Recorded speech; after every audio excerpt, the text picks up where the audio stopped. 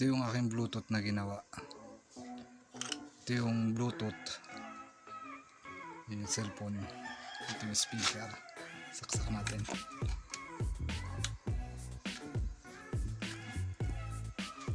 Bluetooth receiving mode.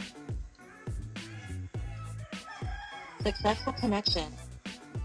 Okay. Play tayo ng konting hindi copyrighted.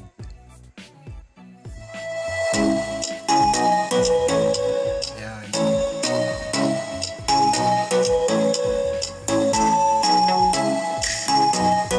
Bawasan natin. Pwede rin siyang saksakan ng ilaw dito. Ayan. USB na yan. Out din yan eh. Bali ang charging niya ito.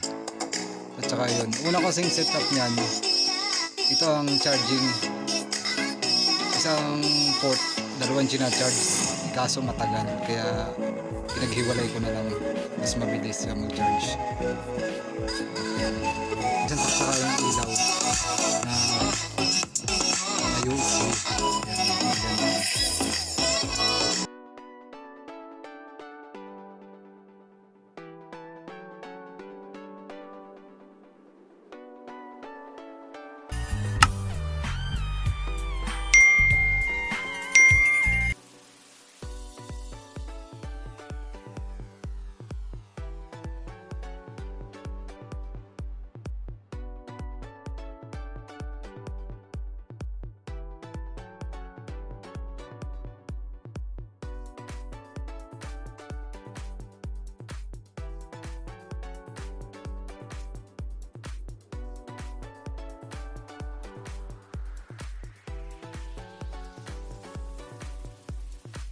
Magandang araw guys.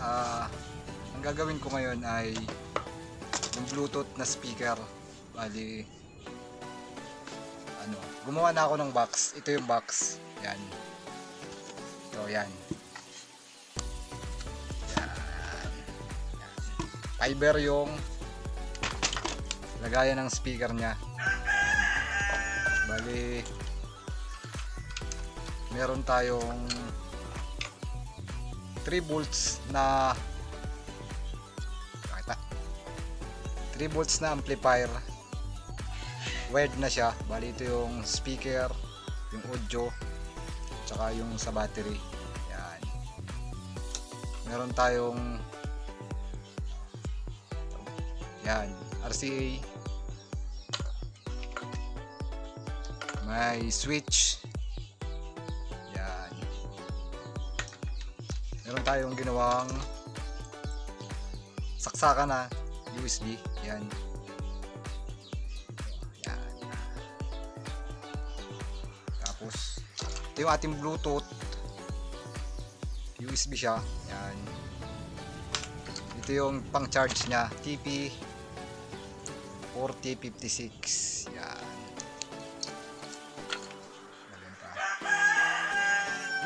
Yon, tapos mga battery na 18650 at saka gagamitin ko sa kanya yung polymer kasi parang mas maganda siya. Okay, start na tayo.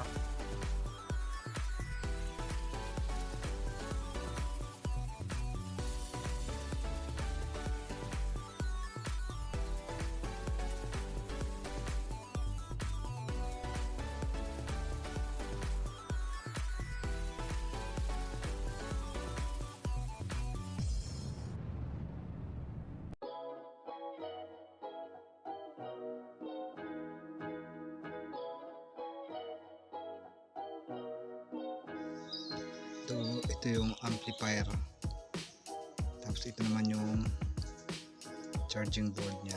Yan. Bali dun yung charging dito. Ito yung battery at saka yung out. Yan. Bali yun yung TP, yun naman yung ampli nya, tsaka yun yung battery, yung pulley nya. Bali yun sa TP inipit ko lang siya kasi mahirap siya anuhin eh. ilagay dahil wala siyang tornilyuhan. Bago ito naman yung charging, ito naman yung charging port ng battery. Yan, bali kulang pa yan ng isa pang TP para sa USB naman sa Bluetooth dun.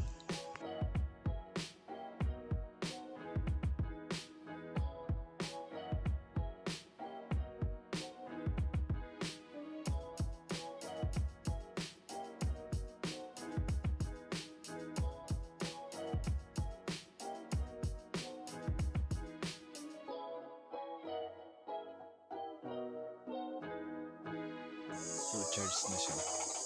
Asod na yan. Bali, hindi pa siya tapos. Try lang natin. Ito na.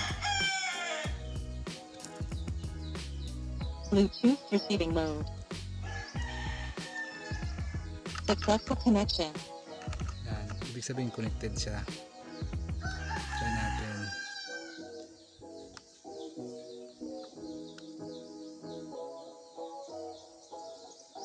Try tayo mag-play ng remix.